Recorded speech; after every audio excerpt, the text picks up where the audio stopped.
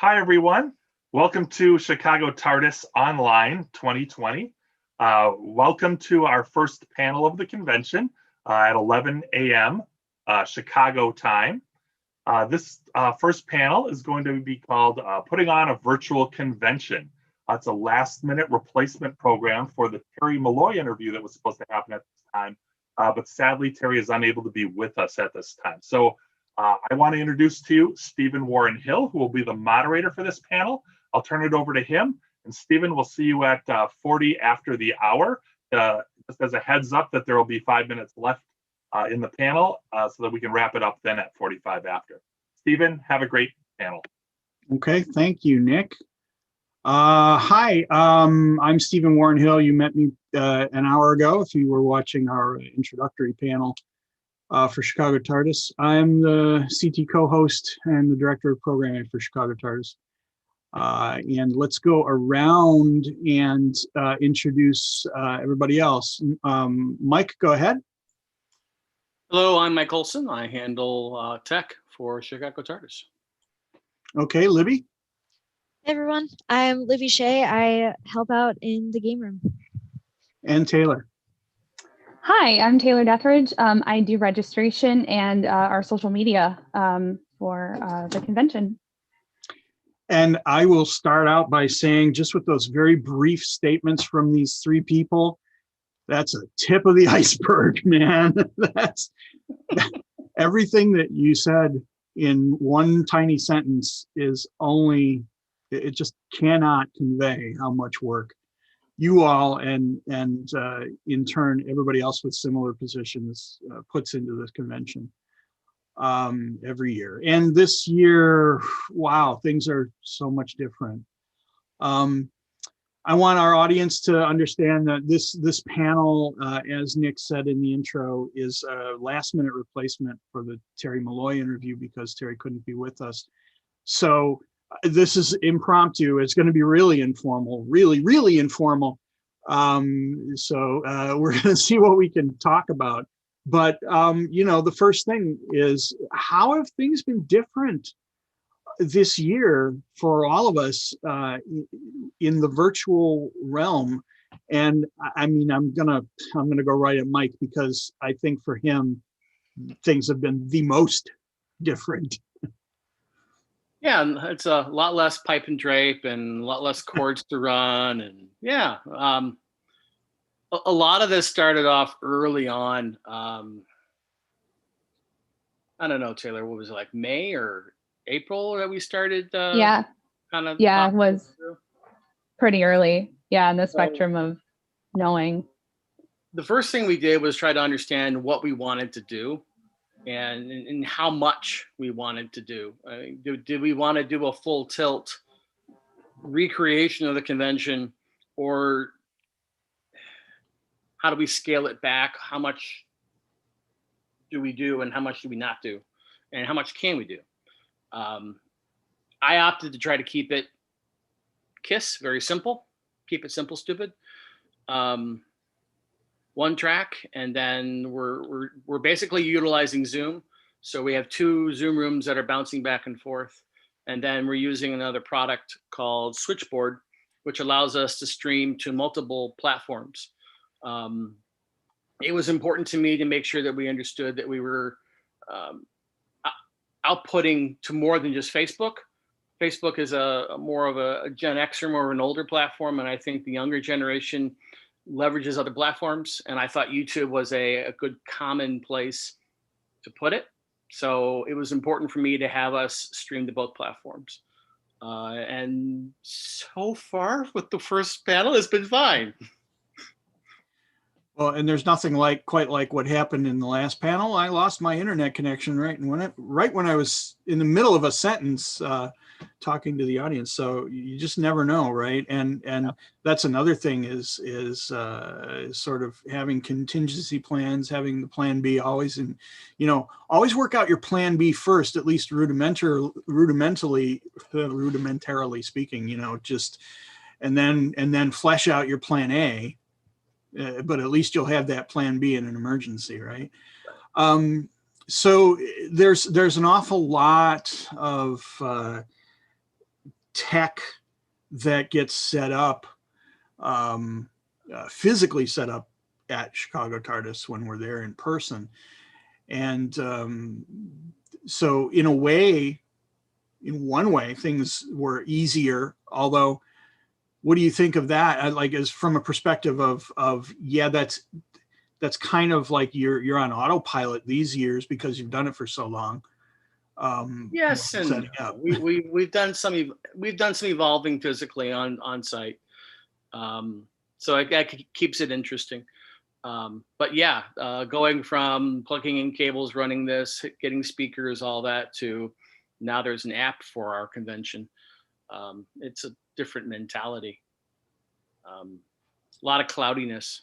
So and thank you for Taylor for helping out with a lot of the account stuff and getting a lot of the other pieces in place. We've done a lot of testing, so I'm really hoping everyone's going to be happy this weekend.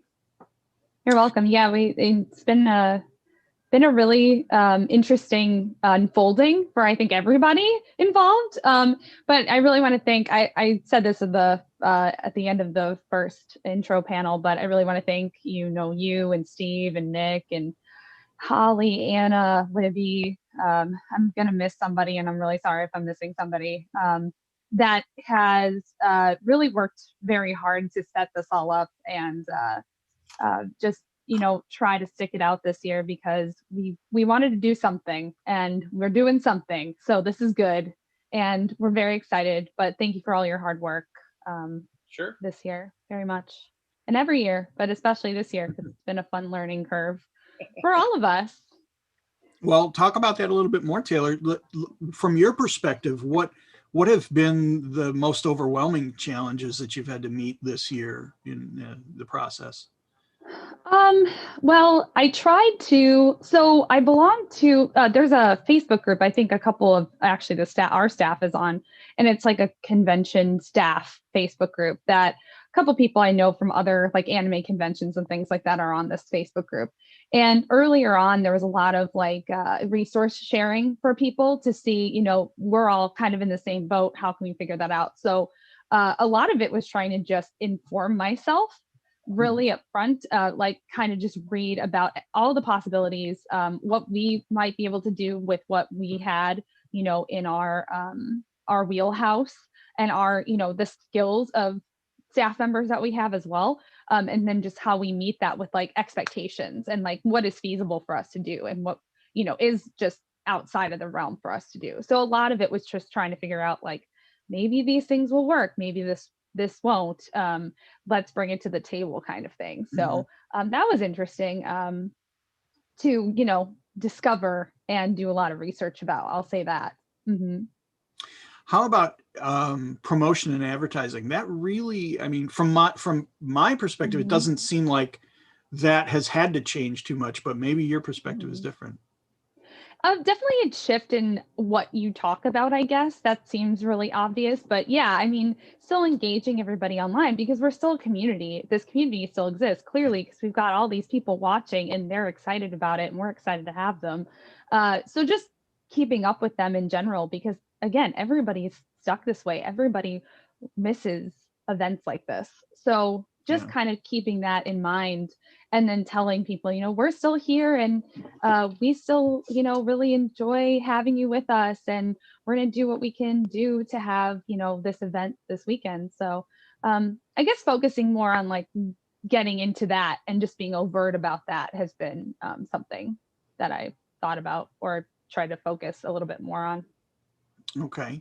I'm going to let our audience know just very briefly, Mike can't stick around for this whole panel. So I'm not ignoring Libby, but I'm going to go back to Mike briefly now and ask about the learning curve for some of this stuff. Now you already had a great deal of experience in your day job with this kind of thing. So tell us a little bit about that. A little bit of background. A lot of what I do involves WebEx. So every different product has its own features and limitations. I wanted to go with Zoom primarily because I knew that it offered leverage for the tech side, but also in terms of the guests, it's a known quantity. So I didn't want them having to figure something else out, load another app, whatever else. Most of them are going to have used Zoom. So that seemed to be the best approach on that. The other piece was I was trying to keep it cheap, just to be blunt. We are offering this convention free to end users. So I was very mindful about not wanting to spend a ton of money for the convention. Learning curve wise, I think my biggest learning curve was just the logistical piece on how to make the switchboard piece work. Mhm. That was hair pulling, graying. Which, that was even as late as last night, we were still figuring certain things out. Well, we've done a lot of testing on private Facebook pieces, so we were very careful about not going to the public side of it yet. Last night we switched over to the public side, and there were some hiccups there that we needed to work through, but we got through. Yeah. There's always something, right? Again, have your plan B in your back pocket and be ready for anything. Yep. Just for me personally, as the director of programming, this was the biggest challenge for me, was having such a reduced schedule. Normally I get to program 30 to 35 panels, and this year I had to narrow it down to 10, basically 10 or 11 or so, and squeeze them all in. And I know that, in our earliest days, the fundamental questions were, how many days, our convention in person is usually Friday, Saturday, Sunday. How many days are we going to do this? And what are the start and finish hours that we're going to aim for? And, it took a long time to sort of even figure that out. Because again, we're just sort of figuring this out as we go. And I think that, I feel comfortable that we hit the right length here on, all day Friday, all day Saturday, and into the night, but not too late, because most of our nighttime programming is special events kind of thing that we can't really do in a virtual environment. Certainly can't have the same effect. So from my perspective, that was the biggest challenge. It was squeezing all this stuff in and offering a snapshot of what CT really is, and being forced to leave so much out, but understandably so. Does anybody have any thoughts to add to that? Could I throw in there real quick? Oh yeah. The one thing I missed all the people. I miss having an audience in front of us, but you see me looking over here every so often because I'm watching the feeds. Yep. And I'm looking at the numbers. So I see 52 on Facebook right now, and then over on YouTube I see another 55. It's passive, but at least I know people are there and they're watching, and I see the comments. So keep commenting, keep watching. Mm-hmm. We like to see that. We like to hear that. That lets us know that what we're doing is being appreciated. So yeah. And I just want to say, hey, Randy. So Libby, how about from your side of things, being in charge of gaming, what has been most different for you this year? So in the past we've done panels with gaming. You've seen a couple of them, the intro to RPGs. We do character creation for some of the RPGs. We have the passive game room where you can come in and play a bunch of Doctor Who themed games that we've created. Obviously that's not a thing that we can do easily virtually. I will say though that we have kept up our streak of creating a new game for CT every year, and we will be debuting one tomorrow at the board game creation panel. So definitely check that one out. But as far as, everything of how we normally spend TARDIS, like I'm used to going, to Lombard on Wednesday and helping, main programming set up and seeing all of our friends and being able to get up Thanksgiving morning and go to breakfast. And I mean, there's just a lot about the people aspect that I think we're all super missing this year. From the gaming side, we've definitely got our core staff members. We've had meetings probably once a month for the last 3 or 4 months, just getting the new game in order, figuring out what panels we want to do, figuring out what RPGs we even want to run. So from that standpoint, I'd say not much has actually changed other than we don't have the physical room to be able to have drop-in gaming. We still have some RPGs. We still have a new game being debuted, a rule set at least, that we're going to share with everybody.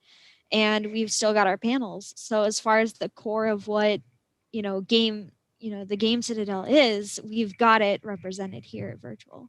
So. Okay. Yeah, this is kind of just kind of really like, if I remove myself from it and look at it, it's like, this is really kind of bizarre. And how do I go ahead and think, I know I'm addressing an audience, but I can't see them. I can only hear them when I look up there and briefly and see what they're saying. And taking questions, which we can do, by the way, to our audience. We can take your questions if you post them as comments in the Facebook feed or the YouTube feed. Our behind the scenes technical engineers pass them on to us, and we can answer them. But it's so bizarre. It's a different experience. And now I'm gonna set foot where well, let's just see how this works out. What do you guys think, in particular, Taylor, I think, what do you guys think of doing some more of this kind of thing in the interim months between in-person conventions? Yeah, I think honestly, there's a lot of value in it because we do have a lot of talented people on our staff. Libby was just talking about gaming. The gaming staff works very hard every year to bring all of, original takes on RPGs, returning favorites. We get a lot of awesome feedback from attendees about the games. And that's just one piece of like sort of an interactive, part of our convention that we have on the weekend. And the demand for that has been so much bigger the last few years in person. We run so many programming tracks, as you were talking about, Steve, like trying to fit everything into this. It has been an interesting venture due to that. But that's not usually a bad problem to have it all. So yeah, I mean, I think it would be great to have, different workshops or costuming panels or gaming featured, as little side pieces to get people excited or just touch base with people during the year. Yeah, it's excellent. I don't think our followers would be angry about that at all. I'll say that. So our audience can take that as a little teaser. We'll see what we can come up with in the months between conventions. We've got some ideas, actually. We've been percolating some ideas in our heads, and we'll see. Michael, Steven, I have to how do you feel about how things are going? Well, I just talked to Randy. He missed a match game, so I had to respond back and say we miss it too. No, so far so good. I will point out I did drop by the hotel yesterday. Yeah. just to look at it and say I should be here. Why am I not here this year? No, so far it's going really well. Again, 58 and 61. Hey, your numbers are going up. This is good. Tell Mike, tell us a little bit about how we've arranged things sort of backstage to keep things running. So we have a couple ways that we're communicating. Like I said, we have two Zoom rooms that we're running, and those are running the entire day. We're just up and downing as they're needed to go on the switchboard going out to the streams. We're using Discord as a chat platform in the background, as a background communication. So when we need something, we can ping there. We do have chat in the Zoom. So if there's things that the technicians need to communicate to the moderators and stuff, we communicate that way. What else can I tell you? It's a pretty streamlined, pretty simple process here. We didn't want to get into some of the other stuff that you see out there, the one-on-one, the meet and greets and stuff. That's a whole different platform. So the idea here was really to streamline it and keep it very simple. How long ago would you say that you started doing the first tests of the software? I stole most of this idea from Nick's Cocinity. I will be blunt. But when I started thinking about the platform and how we were going to do it, I wanted to leverage simplicity for end users. I want to say we started April or May. As early as that, we started talking about what can we do. And then we started saying, okay, well, to do that, we're going to need Zoom accounts. We actually have 3 Zoom accounts set up. I have 3 as my plan B. And we're also leveraging that as an event piece. So it's a non-streamed piece. But the intention from the beginning was to keep that as a plan B in case something were to happen. All right.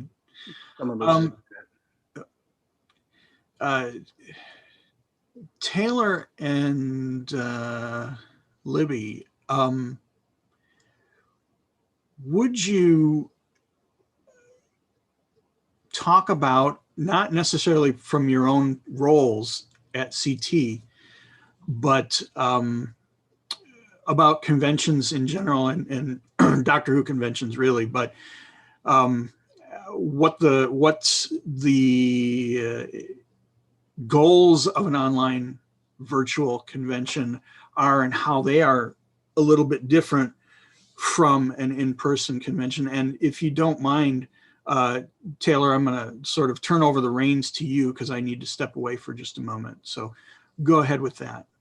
No problem. From this perspective of, I'm sure if you go to conventions in general, like if you're a regular attendee of conventions, you will have seen different conventions do different programming at this point for, whatever respective piece that they've been able to accomplish. And I will say that I'll answer this from like the structural side, and Libby, if you want to, you can answer this from like a programming side, because a lot of what you do is programming. Do you want to start answering? I don't want to usurp this. Do you want to start with your side of things with programming? Sure. Yeah. Okay. So aside from Chicago TARDIS, I also help out with Cocinity, which for anyone that doesn't know is Milwaukee School of Engineering's one-day convention that happens April-May time period. And when COVID hit, they actually very quickly switched over to a virtual platform so that we could still have the convention. And as Mike alluded to, we set it up, we set Chicago TARDIS up very similarly to how we did Cocinity. So aside from Cocinity and Chicago TARDIS, almost every holiday weekend, we've also done something called FriendCon, which is 15, 20, 25 of us or so joining together over the weekend, just doing, random things that we all want to do together. However, obviously we can't do that in person, so we've been doing it virtually. We've done things from Bob Ross paintings together to RPGs to even passion presentations where we'll all have, maybe an hour to speak on something that we're passionate about. So that's kind of how we've been doing, how I've been involved with conventions this year. As far as programming, it's just about getting people involved. People, we're all sitting, some of us alone in, our own spaces and not able to go to work because we're working from home. We're not able to see friends or family, even if they're across country.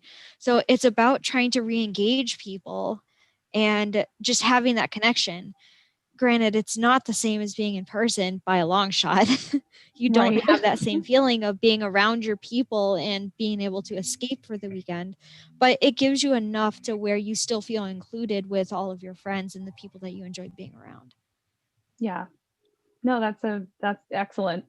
I've done WindyCon, so I just joined WindyCon earlier this year, right before a bunch of all of all the conventions started to cancel essentially, and so we shifted online to something called BreezyCon, which was Discord based, and that was really awesome. I enjoy Discord as a platform. I think a lot of people our age, and maybe not other people as well, do enjoy Discord quite a lot. Discord is such a good, especially now, communication piece for people, because you can talk to everybody for so many reasons.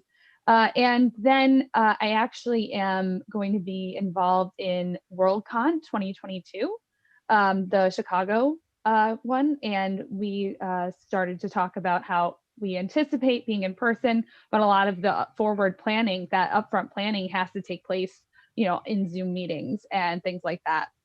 So that's been a really interesting thing, because some people a couple people I do know already from like a couple people from WindyCon, and just meeting them in at other events, other conventions in general, even TARDIS. And then you have people I've never met before. So it's interesting to meet people that I know I'll be working with like in 2 years, for the first time over Zoom, which is an interesting new shift in how we meet people. I think in general, that's an entirely different conversation piece too, I think, that we could comment on. But yeah, in the spectrum of conventions, it's been really interesting. But I will say, I think it's conventions can be this can be a good medium for conventions in pivoting. And I'm happy to see that so many people and events, including our own, have been able to pivot in some way where, we can still have an event like this, and we can still connect with a community like this. So that's pretty great. Yeah. One other thing I'd like to mention, since Kincinity is, April, May timeframe, we're starting to get back into the planning of that for next year. And we've found ourselves in an interesting place where, we're all hoping and planning that we're going to be in person next year, but, we just don't know. So it's added an extra layer of complexity where we're now technically planning 2 conventions, one in person where we're hoping that we can be in person, but also so, we don't get caught off guard again. We're planning for the contingency plan of being virtual. So it's a lot more that goes into it when you just don't know what platform you're going to be on. Yeah, that's a good point. And, we're reasonably more confident that CT 2021 will probably be in person, which, we can work forward in that direction. Yeah, right. Fingers crossed. Yeah. But Kincinity itself is in a slightly different position, being so much earlier in the year. So yeah. What kind of advice would you guys both give to people who are involved in planning conventions right now for planning a virtual event? I would say, one, definitely look at your staff, your core people, and ask, who has skill, what are your skills? Like, take a skills inventory and say, who can do this? And talk to those people and, round them up, get them, communicate. Communication is very key, even now. And I would say also that be patient with things and yourself and everybody else involved, because a lot of people are under an enormous amount of pressure right now for so many different reasons. And these events are, some people are out their vacation this year because Chicago TARDIS is their vacation, or, in general, conventions are a huge escape in a great way for people to just have fun and be themselves and do, whatever they feel like, just generally have fun. And so I think having that kind of, this is what we get. We don't get to physically go somewhere is a little bit difficult for some more than others. And I think just having, patience with everybody around you as you plan, and just doing your best is a core thing to remember. So that might sound a little cheesy, but take it, whatever. Yeah, no, I definitely echo everything you just said, Taylor. Communication is super important. And I think probably the hardest lesson I've had to learn for myself this year is actually just being patient with myself. Being patient with myself, being patient with others. Everyone's in a different situation.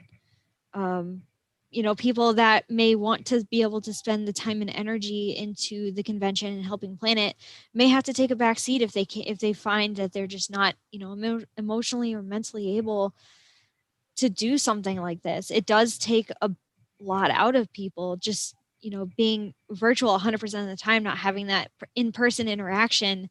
It takes a lot to be able to get on and do this even as a full-time. So it's, be patient with yourself. Everyone's going through something different, but we're all in this, going through something similar together. Mhm. For my part, I just sort of amplifying something that Taylor said is, you might never know the quality of ideas that can come from anywhere with the people that you know and work with already. And so it's important to keep your ears open and listen to everything that comes in, because you might suddenly get something out of left field that you never thought about, from somebody who maybe doesn't speak up a whole lot at other times because they know their role, and all of a sudden they're given the opportunity to step forward and make suggestions in a realm that they normally don't get to throw ideas out into. So always listen to ideas, and this year's in particular, we've had to be listening to more creative ideas than ever before, and there's always something worthwhile there, I think. And another thing that I want to mention, and this doesn't have anything to do really with conventions, but something that's always kind of in the back of my mind, and you guys might think this is weird, but the three of us, as far as I know, the three of us are married, not to each other, but and it does. So many of our friends and helpers might be single, and for them, it's a totally different experience. And I cannot really put myself into their shoes from that perspective. So even though this seems like it's a weird question, I bounce ideas off of my wife all the time, and she helps me through challenging moments. And what do you guys think about that, and how that perspective might be different? It's a weird question, isn't it? Yeah. No, I mean, I have friends who live in other states. Like I have a friend who lives in California, and she's a teacher. So she's online all the time teaching remotely. And she's also she's an elementary school teacher and heads up like their English department at the school, right? And she has nobody living with her.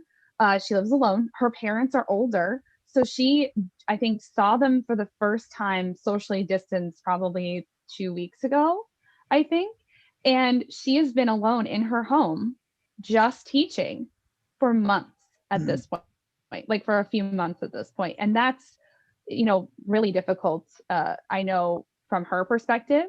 And I think anybody in a situation like that, no, you're absolutely right. That I think it is a different situation when you don't have, maybe you are really, like, I'm very extroverted. There's a lot of people who are extroverted going through this. There's a lot of people who are introverted going through this.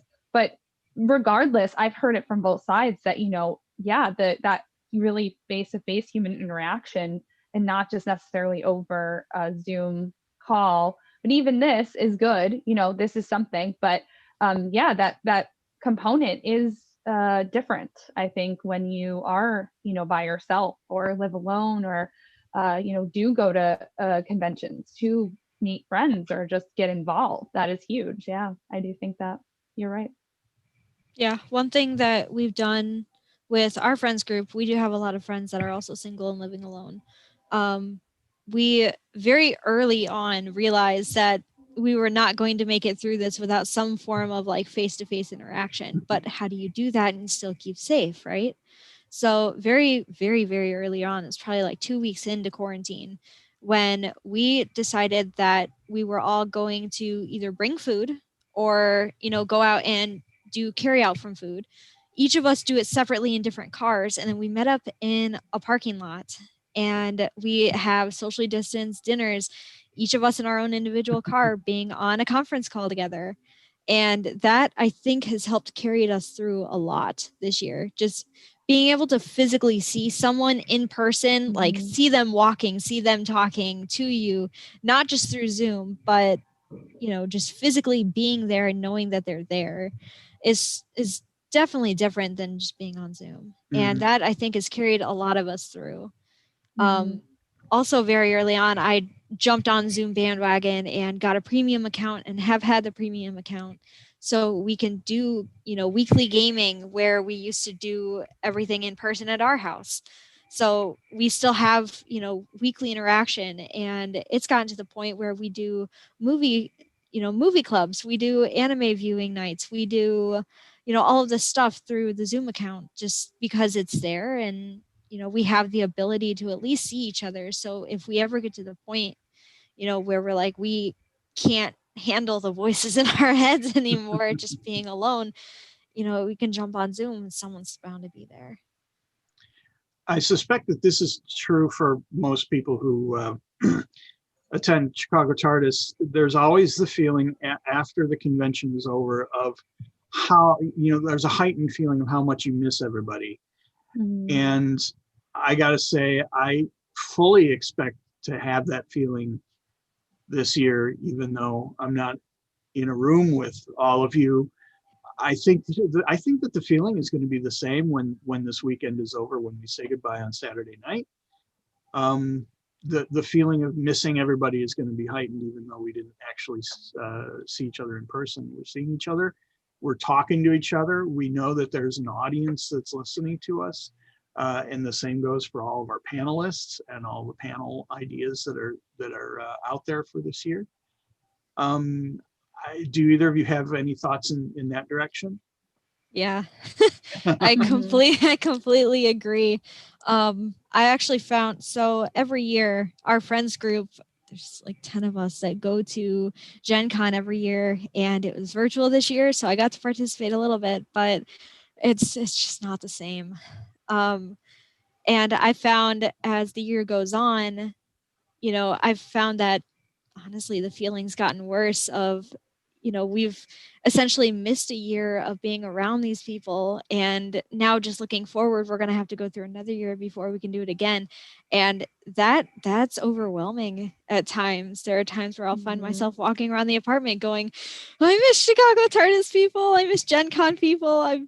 There's so much that we haven't been able to do, and through no fault of anybody, it's just how this has worked out. But yeah, that feeling's gonna come and go, and the best you can do, if you can find out a way to just find a private place and just scream, that works. It works well. It's obviously nothing compared to being able to see everybody, and we're gonna look back on even these panels and go, it was something. It's something, and that, I think, is the core takeaway. Yeah, I agree about I think it was worse for me earlier on than it has been lately. I'll say that. But yeah, the going to a corner and screaming, good advice there. Yeah.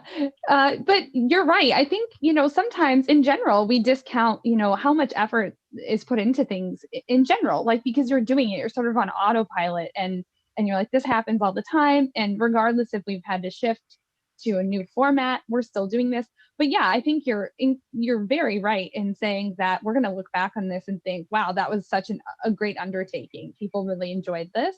It's fabulous. And look at what we did. That's amazing. So yeah, I definitely don't want to undersell that, because you make it an excellent point.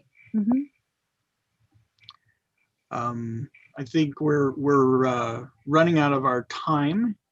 So to wrap things up and to bring things a little bit back closer to the actual convention and how to plan for a virtual convention, I was just thinking about, again, how, we started early on, and some of the early preliminary questions that we had that took a while to figure out was how many days, how much time, and how things would be structured what about, do you have any thoughts on, from your perspectives, what the fundamental questions were that needed to be answered before you could take another step forward in this process? I think one of the fundamental questions that, we have to ask ourselves is, how did we do Chicago TARDIS in the past? How have we done other conventions in the past? How do we think it's going to look virtual? And then you take those answers and you pin them up, and then you think, okay, forgetting everything that we've done in the past, what could we do now? What do we have the capabilities to do now? What out of the box ideas can people come up with that maybe we've never done at TARDIS and will probably never be able to do because it's in person? So absolutely thinking outside of the box. Just because you've done something one way for so many years doesn't mean that it has to be that way, as you have to reinvent yourself essentially when you go virtual. Mm-hmm. No, that's excellent. Yeah, that's a very, very important point. Absolutely. I think that's a huge part of it. Honestly, I don't really have much to add to that because it's very similar to what I would have said, honestly. Yeah, it's just, at the end of the day, also making it work, just making it work with whatever you think is feasible, and trying to look and see what the community wants, and then how can we meet that with what we're able to do. And I think this is, accessibility was a huge point that I know we talked about early on, where we wanted people to be able to get to these panels without having a barrier. So I think that was probably one of the questions we wanted to answer. At least I definitely did when we first started talking about this. But just, yeah, making it work with whatever you can do, because I don't want to say there are no expectations, because that's not quite right, but being realistic and saying this is what we can do, and this is what I feel people will be happy with, and we can still connect. That's core. I think one thing that you just said reminded me of how one of the questions that we thought about, and we very quickly answered it for ourselves, but was, this is going to be an entirely visual convention, but that's actually not true, because you'll remember we said, do we want to say that webcams are required? And then, well, really it's an audio thing. You need to hear the person. You don't necessarily need to see them. And maybe there are going to be people who don't want to show themselves for whatever reason. It doesn't matter what the reason is. So all we have to do is require you to have a microphone, not necessarily a webcam. And there's little things like that you have to really take into consideration. And that falls into the accessibility spectrum that you just mentioned, Taylor. So little things like that. And I mean, I think that I don't want to make it sound like we're patting ourselves on the back constantly, but I think that we've done a really good job this year at bringing this convention to our attendees. I hope you guys agree. Steve, with that comment, if it's okay, I'd like to interrupt and just remind everybody that we are at the end of our time. I want to thank everybody who is posting on Facebook and YouTube and giving us feedback and comments. We really appreciate that. We know that sometimes this convention being virtual doesn't necessarily always give the same feeling as when we're in person, but we hope that it can do it just enough. I will encourage people to, if you do miss some of your friends from the convention, maybe taking that minute or two to email them, sending them a post, a private message on Facebook or another social media platform. Make this your opportunity to say, hey, I miss you. You're important to me. With that said, I do want to remind people that you can use the hashtag CTVirtual20 while you're posting about this convention. And we will wrap this up, letting people know that at 12 noon, we have our next online streamed panel, which is on Doctor Who collecting. So we'll be back at noon. I really want to thank all of our panelists here who filled in for this kind of impromptu panel, talking about what it's like to present this event virtually. And I think you guys did an amazing job, and people online really said that they loved this panel. So I want to give you that feedback right off the bat. that said, thank you, everybody. We hope you enjoy Chicago TARDIS Virtual. We'll see you all soon. So signing off from the TARDIS. Thank you.